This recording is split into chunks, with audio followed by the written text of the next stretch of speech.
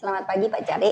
Selamat pagi Bu Diani. Apa kabarnya? Alhamdulillah, niki kerjaan sedang menumpuk akhir tahun biasa Ibu. Ya, dinikmati aja Pak Cari. Alhamdulillah, masih Pak Cari, bisa berkarya. Pak Cari ingin ngapunten ya pagi-pagi ganggu waktu. Oh, nggih. Mboten napa, Bu? Pada itu ngobrol-ngobrol sedikit diskusi ya Pak Cari. Oh, nggih, siap. Pak Cari, ini kan sudah 10 tahun Undang-Undang Desa ya. Oh, nggih, betul. Sebelum 2004, direvisi ya. Ini terus kemarin ada revisi keterkaitan penambahan masa jabatan lurah dan Bamuskal. Menurut jenengan Pak Cari, apakah Undang-Undang Desa itu sudah benar-benar diimplementasikan di desa atau belum? Ya namanya penerapan gitu Bu, ya namanya desa kan pasti ada yang namanya local wisdom pasti nggih. Ada beberapa yang bisa diterapkan, ada yang mungkin masih perlu penyesuaian atau mungkin yang namanya masih bertahap kita sesuaikan dengan aturan yang ada, dan kami usahakan tetap sesuai dengan jalurnya, sesuai dengan regulasi yang ada. Selalu berusaha seperti itu. Dan juga aturan-aturan itu intinya untuk kesejahteraan masyarakat.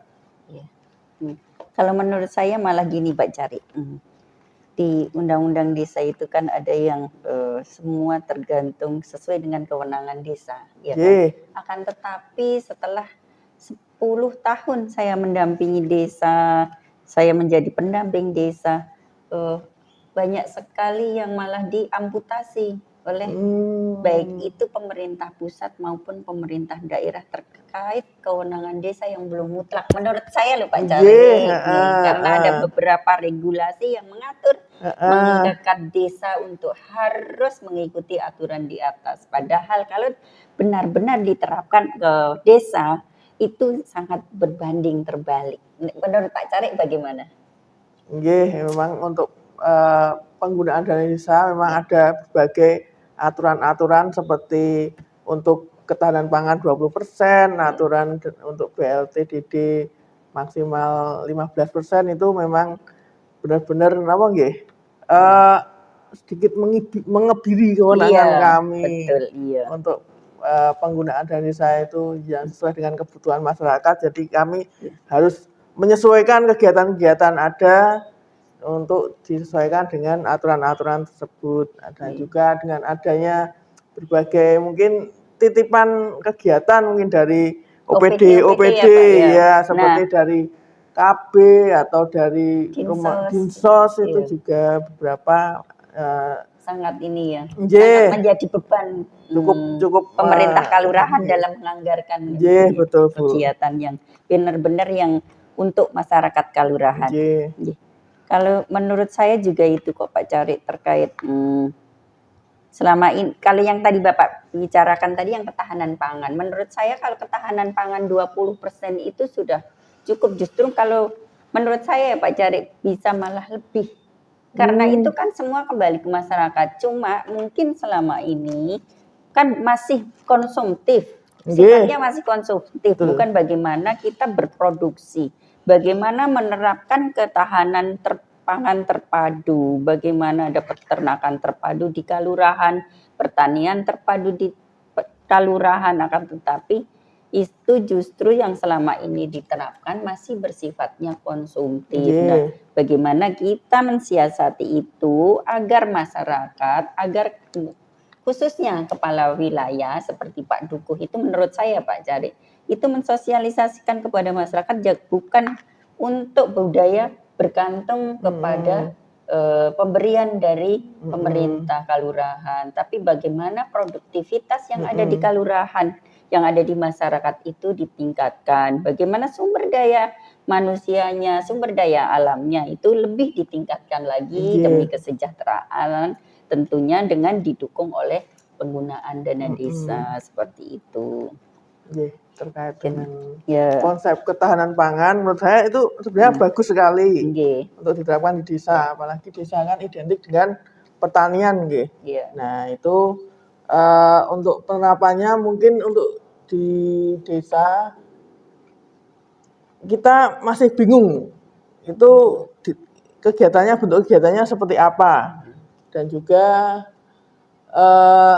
kita apalagi potensi pertanian itu kan umumnya cuma padi ya. Iya. Ya, dan padi itu ya memang seperti itu kan, kita bingung jadi di pihak ketahanan pangan dengan padi itu kita kegiatannya bentuknya seperti apa kan masih bingung. Nah, dan juga harusnya ada pendampingan dari Dinas Pertanian, Dinas Pertanian secara lebih ya. intensif gitu loh, untuk mungkin penerapan teknologi atau seperti apa, pemberdayaan petani itu kita butuh pendampingan, soalnya dari desa sendiri tentang ilmu pertanian kan kita masih minim sekali, masih dikelola secara tradisional.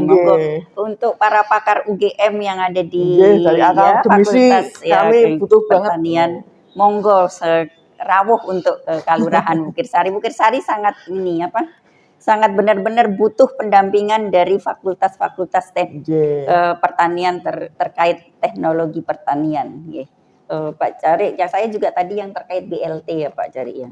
Kalau kita bicara tentang BLT, sedangkan mungkin di Kalurahan Bukir Sari karena nilai kemiskinan, angka kemiskinan di Bukir Sari itu kalau di database itu tinggi ya kan, tetapi ketika ketika saya turun ke lapangan itu menurut saya warga masyarakat Kalurahan Bukir Sari itu sudah tidak ada yang miskin mungkin ya, tidak ada yang miskin mungkin karena mindset terus dimiskinkan oleh parameter-parameter, akan tetapi ketika di lapangan saya melihat rumah sudah banyak yang layak, terus kendaraannya juga bagus-bagus, asetnya baik di pertanian, peternakan, dan aset tanah, lahan itu luar biasa kalau di Bukir Sari, akan tetapi karena kita nggak tahu itu datanya dari mana, yang tidak benar-benar valid menurut saya yang digunakan selama ini untuk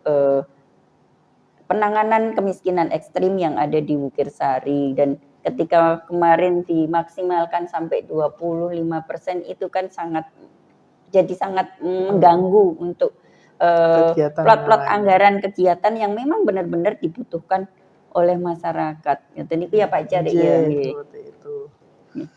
Ini tadi terkait undang-undang desa, terkait dana desa ya Pak Cari. Pak Cari ke depan pinginnya seperti apa sih dana desa itu di Kalurahan? Karena tahun 2025 Kalurahan Bukir Sari itu dana desanya itu menurun sekitar 200 juta. Sangat signifikan 200 juta itu. Pak Cari, dengan mensiasati hal tersebut kita sudah membuat perencanaan di RKP tersebut.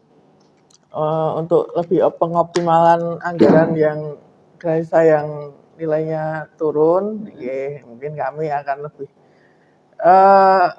kegiatan-kegiatan yang sifatnya konsumtif mungkin akan kita kurangi dan kita evaluasi lagi, dan kita lebih utamakan ke pemberdayaan, dan juga untuk penanganan kemiskinan BLT tetap kita adakan karena ya bagaimanapun juga warga Bukir Sari itu masih ada yang memang miskin ekstrim miskin dan membutuhkan, dan lebih kita verifikasi lagi secara detail di lapangan, datanya juga kita updating. Pak Cari, kalau menurut saya sebagai pendamping desa terkait BLT itu kurang maksimal menurut saya, kurang baik gitu loh. Bagaimana kalau penggunaan dana desa digunakan untuk miskin ekstrim itu diberdayakan mereka. Jadi tidak menjadi ketergantungan masyarakat miskin. Mereka coba berubah mindset bagaimana masyarakat itu lebih berdaya lagi, mengganti potensi dirinya untuk lebih banyak karya, tidak jadi pemalas dan hanya menunggu bantuan dari pemerintah. Kalau menurut saya seperti itu Pak Cari. Jadi diberikan peningkatan kapasitas, didampingi nanti sampai dengan kalau marketingnya bagaimana, packagingnya bagaimana, seperti itu. Kalau menurut saya itu Pak Cari. Memang dari kami juga ada kegiatan peningkatan kapasitas untuk PMKS itu yang untuk masyarakat miskin, difabel gitu ya. Itu PMKS tapi masih memang nominalnya masih kurang dan keberlanjutannya juga masih perlu kita evaluasi lagi, tapi akan kita pertahankan dan kita perbaiki, dan bisa berkelanjutan terus. Iya, Dan betul. kita dampingi dan kita pastikan bahwa itu tepat sasaran dan benar-benar outcome-nya itu ada. Jelas, iya, ya. Itu kemarin menjadi ini juga Pak Cari, menjadikan best practice penggunaan terbaik, praktik baik penggunaan dana desa. Saya masukkan itu ke dalam, saya laporkan kepada pusat untuk saya minta untuk lebih ditingkatkan lagi mungkin anggarannya, lebih lagi pendampingannya agar walaupun masyarakat itu ada kekurangan, orang-orang mohon maaf disabel kayak gitu, tapi lebih diperhatikan, lebih berdaya lagi. Saya cari ini tadi udah, ini terakhir mungkin ya Pak Cari terkait pendamping desa. Terkait saya, saya dan teman-teman kayak gitu. Apakah masih dibutuhkan desa enggak itu Pak Cari? Menurut Pak Cari lu selama ini bagaimana saya mendampingi kelurahan? Apakah sudah baik? Apa atau masih banyak kekurangan dan bagaimana saya harus memperbaiki diri saya? Untuk terkait pendamping kami butuh banget memang pendampingan seperti ini karena kita tahu sendiri ya namanya administrasi pengelolaan keuangan itu semakin bertambah tahun tambah ribet dan juga fokus kami itu jadi terbagi lebih ke arah administrasinya daripada untuk kegiatan kemasyarakatannya. Jadi gimana kita itu memang fokusnya mau mensejahterakan masyarakat, tapi administrasinya terbentur dengan administrasi yang ribet ya, yang dianggap ribet ya. Sebenarnya kita enggak Pak Cari, administrasi dokumen itu ketika kita melaksanakannya dengan baik dan begitu selesai baik kegiatan kita langsung selesaikan SPJ-nya, saya kira tidak akan rumit ngeten niku nggih. Terima kasih nggih Pak Cari untuk siang hari ini, cukup banyak yang memberi inspirasi buat saya, masukan buat saya nggih. Mungkin ini didengar oleh Pak Presiden juga Pak Menteri nggih, Pak Menteri. Kalau desa sampai saat ini tahun ke depan juga masih sangat butuh tentang pendamping desa. Tapi tanda kutip pendamping desa yang bagaimana? Pendamping desa yang punya skill, yang punya kualitas, pendamping desa yang memang mendampingi desanya bukan hanya sekedar selfie ataupun cuma cukup minta tanda tangan atau cari kegiatan yang tidak manfaat. Mohon maaf ya Pak Presiden, kami dengan desa sudah seperti keluarga. Terima kasih. Saya akhiri. Wassalamualaikum warahmatullahi wabarakatuh.